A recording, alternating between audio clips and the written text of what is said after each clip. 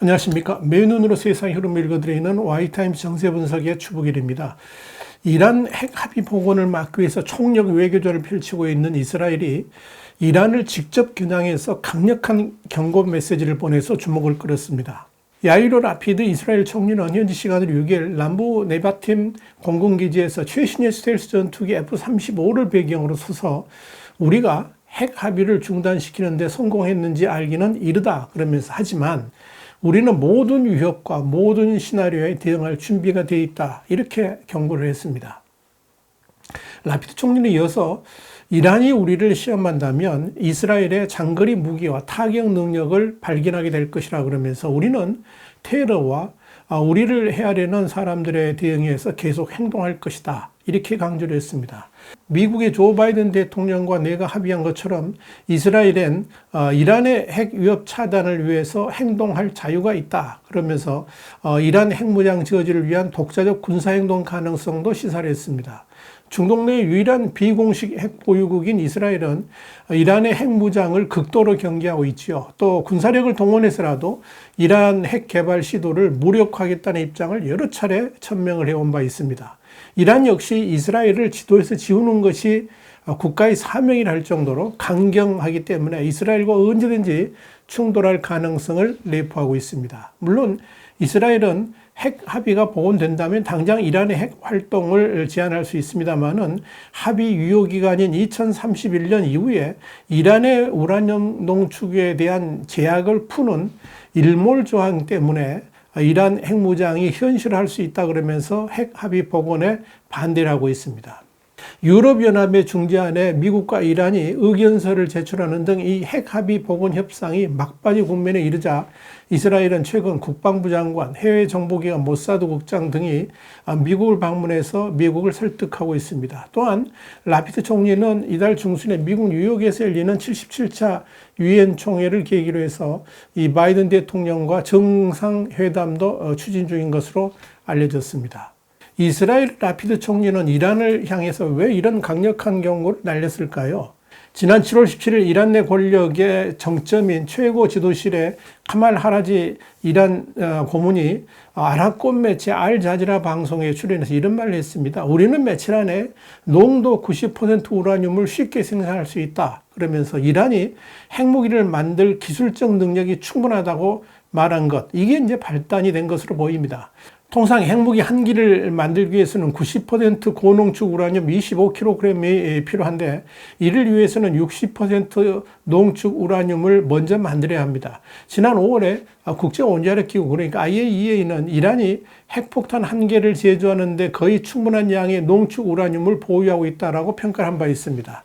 IAEA는 보고서에서 이란이 비축한 농도 60%의 우라늄이 43.3kg에 달한다고 추정을 했습니다.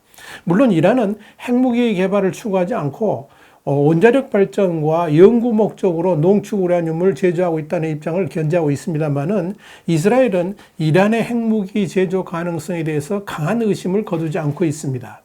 그런데 이날 하라지 고문은 시온주의자, 그러니까 이스라엘들은 쇠퇴기를 걷고 있고 미국이 그들을 지원하려고 하지만 흐름을 거스를 수 없다, 그러면서 그들이 실수할 경우에 이란은 이스라엘을 직접 타격할 것이라고 위협을 하면서 이스라엘의 심기를 불편하게 만들었습니다.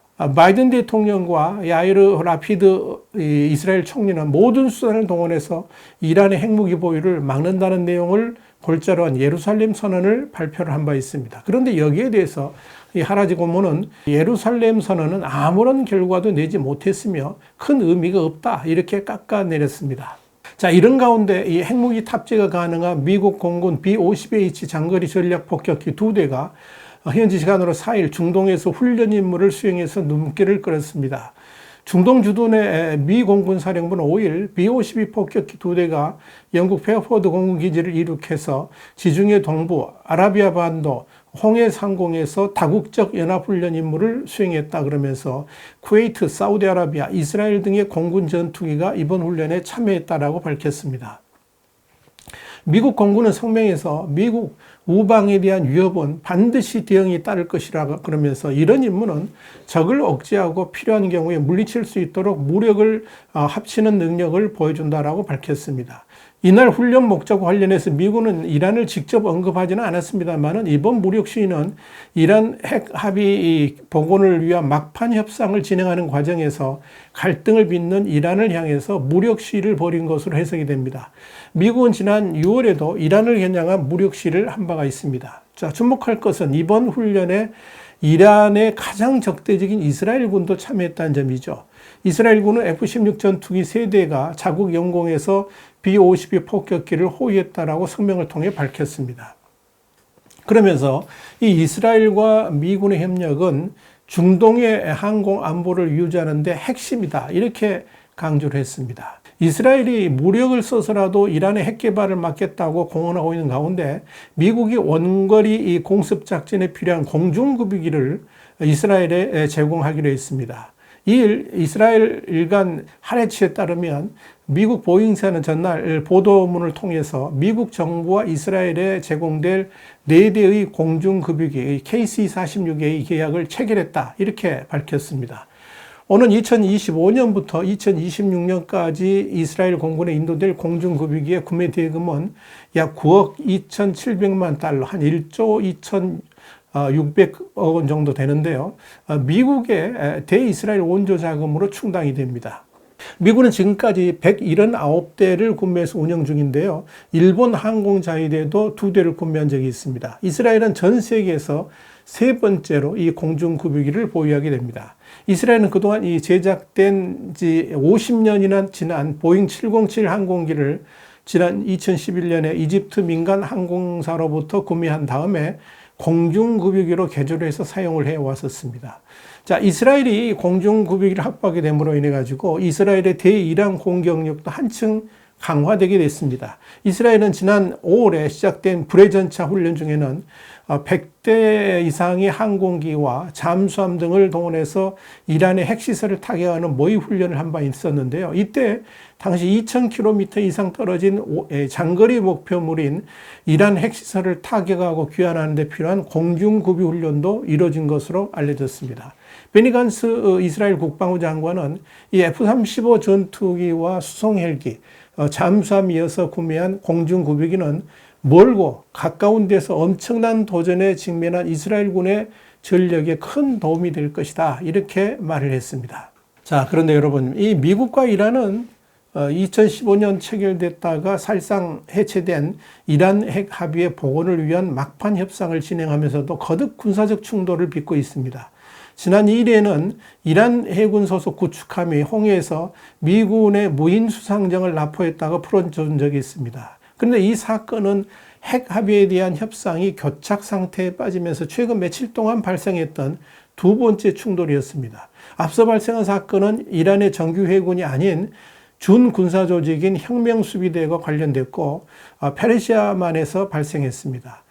미국 군함이 세일드론 익스플로러를 추적하자 이란 혁명수비대는 이 세일드론 익스플로러를 견인한 바 있습니다. 제5함대는 지난해 무인 기동대를 출범시켰고 해군이 사용하는 드론은 초내구성 공중 감시 드론, 또 시호크, 시헌트 같은 수상함, 또 어뢰를 닮은 소형 수중 드론 등이 있습니다.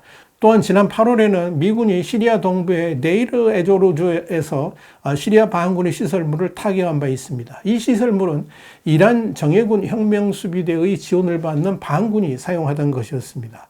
미군의 공격을 받은 반군도 미군 시설에 로켓으로 반격을 가했습니다. 뭐니 해도 과연 이란이 핵무기 개발 징후가 있느냐 없느냐에 따라서 중동 정세는 크게 휘청거릴 수 있을 것으로 보입니다. 분명한 것은 이스라엘 총리가 F-35 스텔스기 앞에서 이란을 향해서 정면 경고를 했다는 것은 파란의 조짐이 있을 수 있다는 것을 보여줍니다. 자, 이렇게 중동은 지금 언제 무슨 일이 일어날지 도저히 알 수 없는 일촉즉발의 상황이 이어지고 있다고 할 수가 있을 겁니다. 와이타임 정세 분석이었습니다. 다음 시간에 또 핫한 이슈로 여러분을 찾아뵙겠습니다. 감사합니다.